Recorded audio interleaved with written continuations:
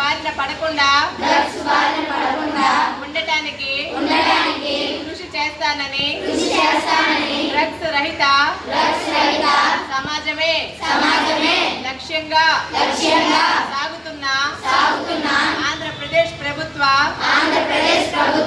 సంకల్పంలో భాగస్వామిని అవుతానని ప్రతిజ్ఞ చేస్తున్నాను. నేను డ్రగ్స్ కు దూరంగా ఉంటూనే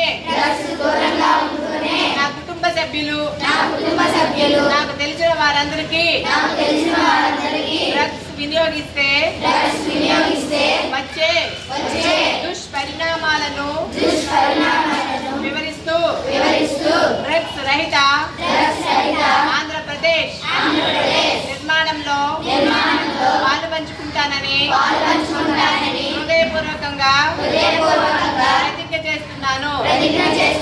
జై హింద్.